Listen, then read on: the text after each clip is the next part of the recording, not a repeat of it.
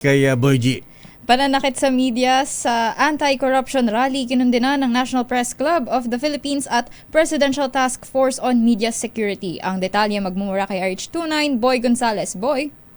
Jackie, lakay Deo, size large ang size ko lakay. Large ka ba? Ayan. Para sa bulletproof. Yung anti-bato. Antay-bato. Ay, yung Kevlar helmet. Ayan. Kevlar. Lakay at sinundin na nga ng National Press Club at ng Presidential Task Force on Media Security ang paranakit na dinanas ng ilang media sa isinagawang anti-corruption rally kahapon na nila'y tahas sa paglabag sa kalayaan sa pamahayag at prinsipyo ng demokrasya. Layunin ng mga realista na papanagutin, ikulong at pagbayarin ang mga sangkot sa bilyong-bilyong pisong ghost at substandard flood control project ng gobyerno.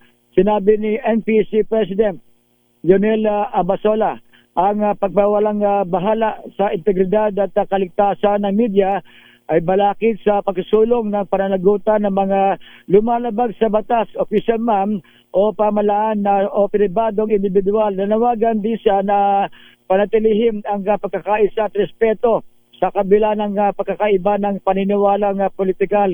Binigyan din naman ni Task Force on Media Security Executive Director Joe Torres na ipinakita ng insidente ang pangangailangang unahin ang seguridad ng mga mamahayag na mahalaga sa pagbibigay ng tumpak na at napapanahong impormasyon sa publiko.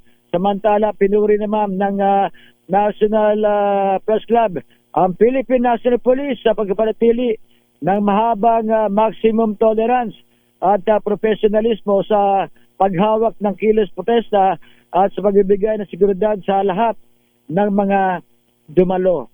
Ito si Boy Gonzales para sa Disa Race, una sa Pilipinas, una sa Pilipino.